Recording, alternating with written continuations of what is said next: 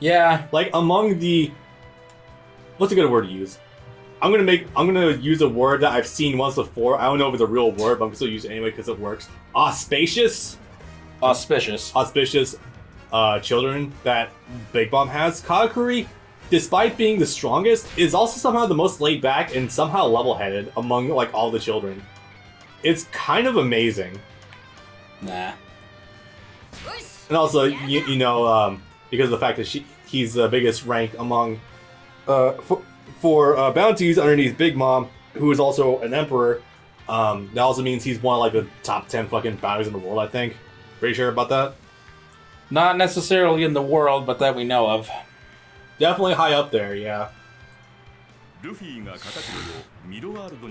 gonna say something controversial. I haven't been impressed by One Piece's fights in honestly well over a decade. No, I think we had a talk before, like back in when we were doing Eni's Lobby, and I kind of agree. Like even these big set piece fights like Mirror World and Snakeman, and even crap like Boundman and Dressrosa. It's like it's cool, but it's not really doing it. Because here's the thing that I don't think a lot of people realize: One Piece is not your typical battle shonen. No, the fights are tertiary to the character arcs, which come second, and the exploration, which comes first. What's that twitching going on with Jinbei? You see that? Yeah. That's weird. It's like the fighting does not matter almost at all in comparison to the other highlights. And we haven't gotten much of either of the other two central points of the series at all since New World. And that's depressing. Yeah. Yeah, it's not your traditional battle shonen where like you take on the villain of the week, then you move on, and then you have to get stronger for the next stronger villain. Well, it's very sad about Dragon Ball Z, unfortunately. Yeah. Inadvertently, too. It's more set around, like, creative ways of taking on a new battle. And unfortunately, a lot of, like, Luffy's fights that are, like, the big centerpieces can usually be boiled down to coming up with ways to hit faster and harder than your opponents. That being said, though, they get really creative with the storytelling during a lot of them, so I'll absolutely give credit for that. Grand Line to New World is very much the transition from Dragon Ball to Z, and that Dragon Ball was literally about the journey and having fun and crap and seeing new places, people, and things. And Z is literally about nothing but the fights, nothing else matters at all, and quadruply so for Super. Yes, definitely. And so it's like... He at least managed to tell great stories coinciding along with the giant battles they're building up to. Super doesn't even do that. And it's like, okay, but... can we do the thing that One Piece is actually really good at? Yeah. Not to say the fights are bad most of the time. Like, Stampede is fucking godlike with the final fight with Bullet, but the rest of the movie just doesn't really hold up. Is that animated? Yes. Okay. It's like, that's cool, but unlike Naruto, well, Bleach is better at it than Naruto, but unlike Naruto and DBZ, One Piece is actually good at writing and having characters and having people feel things. Yeah. And it's like, I'd like to get a little more of that, please. One of the things that Battle Shonen anime does do exceptionally well, though, and I feel like One Piece has done a great job of tapping into this, is being able to tell a story coinciding with the battle at hand. Like, I'm pretty sure that before this fight was going on, Katakuri had, like, really no character. Not really. Like, not really. Because he'd only appeared once. But then, like, during the course of this, 7-episode fight, I think, at least. Probably way more. Like... it's like 3 hours in total, I think. It's the thing where it's like the fight is being intercut with 3,000 other things that are happening at the same time. Frieza, yeah. But like, you've seen like nothing of Katakuri beforehand, but then during the fight itself, because it's so prolonged, you get to see a lot of dynamics with Katakuri himself. Like, he's a fairly honorable fighter. He's got a pretty decent backstory. With he doesn't like people to see his face because of sort of body dysmorphia, sort of. not for the same reason. That's gold. The way he interacts with the siblings is kind of hilarious at some points. Also, the not gonna lie, seeing him eating for the first time is kind of hilarious though. Donuts. Yeah. My problem is, One Piece used to be really good about wrapping the narrative into the fights. Yeah. And since New World, they haven't really done that, or done that consistently, or done it well. Like, my favorite example is when Luffy is fighting Eneru, he's not only fighting to kick God's ass, to save Skypiea from being destroyed, he's also at the same time trying to legitimize the Shandorans, and also at the same time he's also proving to the people down below, back on Jaya, that there is in fact an island in the sky. Yeah. When Luffy lands the final punch, the golden rifle on Eneru, he rings the bell. Yep. That actually is concluding a story. And that's wrapped into the fight. Yeah, it's brilliant. And you don't really get that nowadays. No. You get brilliant character building during the fights, but you don't really so much get the intertwining of everything else going on with it. Characters grow during the fights, but the narrative just stops completely. Like, for all intents and purposes, would you say Luffy versus Katakuri is probably the best fight we've had so far in New World? Doflamingo kind of leaves a lot to be desired, I'm gonna be honest. If I'm being completely honest with you, I think Luffy versus Doflamingo was the worst fight in the New World. Yeah. Because it's not just about the anime being bad, that fight in the manga also goes on for well over a year. Yeah. Jesus Christ. Because there's so much, again, other crap going on at the same time. And it's just not, it's not even fun to read in the manga either. Yeah. After a while, it becomes completely incomprehensible. I've done a thing a couple of times where if a particular arc has bored me in the manga or in the anime, I'm just like, okay, I'm going to bow out for a couple of months, maybe even a year or two, and then I'll come back later and see where things are, see if it's worth catching up again, or which it almost always will be, but is it worth going back to finish that arc that bored me or that I didn't like?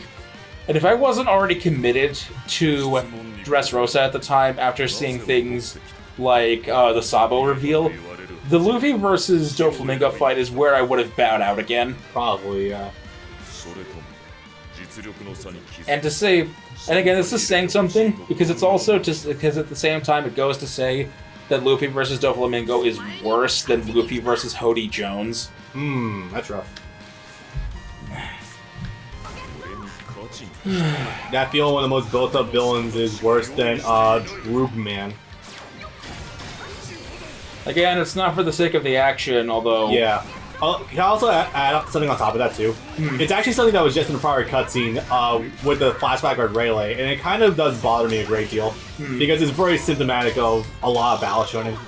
Your powers of... your hockey powers will get stronger as you fight while you are fighting stronger opponents. Yeah. So that kind of really says that unfortunately kind of sets a bad dynamic where it's like if Luffy's fighting a stronger opponent, all he needs to do is just wait it out and he'll get strong enough eventually with the power of attrition to get there. Oh, so... I don't like that. That's bad writing. Oda just wrote in Zenkai boosts. He did... Not even Zenkai boosts, like... It's the shit with Goku Black where he's supposedly getting stronger with every time he takes like a big hit. I hate that so much. Because that's not how Saiyans work. He's not, technically. He's not, but he's saying he is. That's bullshit. Also, whatever the fuck Rose is. Yeah. I do like Rose, but I don't like the whole thing about, yes, every blow I take makes me stronger. No, it doesn't. But somehow it's being written like he is. I think he's just bullshitting them. I would very much like for that to be the case. Oh, that was great. So this is the part This is great. This is fantastic. This is a part that was absolutely changed because they didn't want to make a model for Flampe. Yeah. And bless them for it, because Flampe is the girl that's dressed in the egg diaper thing. Yeah, I remember. Unfortunately. And they also changed Katakuri's reaction to it too. In series proper, he's like, "Don't interrupt a duel between men." Yep. And here in the game, he's like, If you're going to interrupt, at least give me proper support. Hit him, back me up proper. Don't you, And it just ditches it because we kind of skipped the whole thing about the whole meal. If you're gonna help like a real man. Come and join me in the fight. Don't be a bitch and Shoot blindly. Yeah. For what it's worth, though, that also does paint him as Katakuri as unfortunately one of the few pirates villains we've seen so far who does enjoy an honorable fight. Yeah. As sad as that is, and that, by default makes him one of the more interesting villains, like on that merit alone. I think I still like Katakuri, but to be honest, the whole lot of it still doesn't do much for me. I think in terms of being an actual imposing figure that's like Luffy has to barely scale over, I think he's great for that. I never really got the sense too much of Doflamingo, honestly. Also, Gear 4 kind of did undo a lot of potential for that alone. You can argue this takes the wind out of it too, but I would say to a lesser extent. Because Luffy is still in for the fight of his life. Do you believe that power scaling relates directly to bounties? No.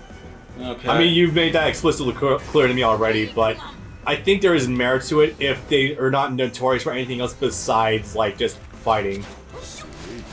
Before it was frozen, Doflamingo's bounty was 300 and it was either 320 or 340 million. By the time Luffy got to Dressrosa, his bounty was 400 million. What? No, it should have been. It must have been at least like 600 million. Like, it had to have been because of the shit amount of the shit Doflamingo does. I said before it was frozen. Remember? Yeah, I know. He was a warlord. But like, running a drug ring, taking over kingdom via hostility, having an awakened devil fruit, having all of the hockeys. Running the human auction house. Yeah, no, he would have been at least like 700 or 800 million, honestly. Probably, but again, it's because frozen. His bounty was frozen early into his career because he became a warlord relatively early on. Remember when one of the first major villains Luffy took out was a warlord? Yep. Yeah. So, I guess taking a small break from the complaining about how New World has kind of gone down the toilet. Snakeman. I'm not gonna go that far. I still think the whole New World is still better than most, if not the whole of Naruto. And I hate to keep picking on Naruto specifically, but I think of major shonen overall, and it's the one that sticks out the most to me. See, as the local Naruto unfortunate fan, I think that you are right for a grand majority of Shippuden. Not to say it doesn't have its moments, it absolutely does, but generally post-pain, there's not a lot you can gain from it. Is there anything of value to be gleaned from the war? Danzo. That was good. I said the war. Kakashi's interactions with Obito was great. There. Moderic's first reveal was pretty good. Naruto mastering Kurama was pretty good. Okay. From the moment the Ten Tails came back, you could have stopped watching the show and you would have been fine. That's what I will say. Yeah. But no, this fight is still once Snakeman does happen, though, the fight is really good. Probably not only because it's actually much more fast-paced, but because you actually do see a lot of new stuff. Snakeman is ostensibly the speed form of Boundman. Yeah. That's basically all, No, it's just taking Gear 2nd and Gear 3rd and doing them both again. Gear 3rd was the power form. Yeah. Gear 2nd was the hit the throttle form. Yeah. You could almost see it as Ichigo's Bankai, honestly. Taking the power of Gear Boundman, condensing it down to like Gear 2nd, essentially. Thereabouts. Yeah. Also, this is unequivocally the better fight because there are no breaks in between when shit gets real to when it ends. Yes. Because sure. Because there's no Luffy has to run away for 10 straight minutes before he can activate Gear 4th again. Most of Luffy running away at the start when Boundman wasn't working was him trying to figure out what the hell to do. And biding his time to get his hockey powers back again. Also, Brûlé happens. That was pretty nice. Yep. Also, something about him only being seen knocked out on his back and on his face. I think that was the thing. I don't know. Yeah, I don't remember what that was about. Yeah. The not showing his face thing was because he still didn't want to look like a freak. Yeah. The thing about not being knocked out, not being knocked on your back, was a manly honor. It's like the thing with Zoro, where wounds on the back are a swordsman's shame. Yeah, essentially. So unfortunately, this is the last of the canon stuff you're going to be getting in this game. Yes. Yeah. Oh, you fuckers are human sometimes. That's, God, that was bad. It looks hilarious. The only one that appeared there proper was Niji, and that was for a specific reason. Niji was there to actually slip Sanji his own raid suit, his own soda can, his own costume in a soda can. Yeah. This bit, I guess, is kind of sad, but eh. Because it turned out that, oh yeah, you are the very first man I've actually loved my whole life.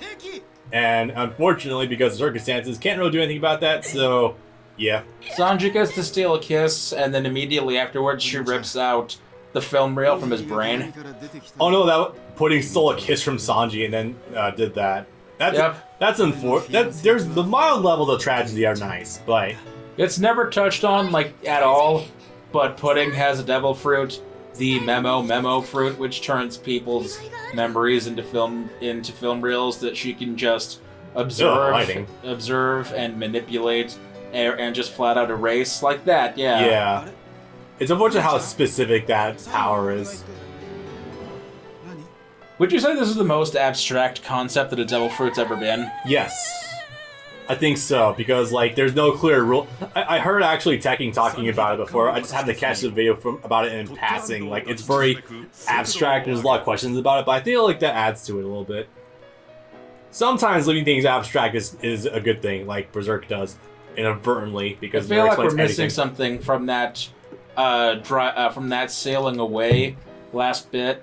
Like, hey, where did Jinbei go? Yeah. We never saw him get on the ship, and he's not going to be there next time. Nope. And also, wasn't there something that was supposed to happen with the rabbit with her tail and hair growing and lightning and crap? Yeah, isn't that... What's the thing called a Sulong form? I don't know, that sounds... Nah, we'll let someone else take that up. I don't fucking know. And now we're on to the real shit. So, and by real, I mean fake as shit, and let's take a break. Yeah, I agree. Let's get to the game original content later. And if you remember Power Warriors 2, you know that, boy, it's gonna be fun.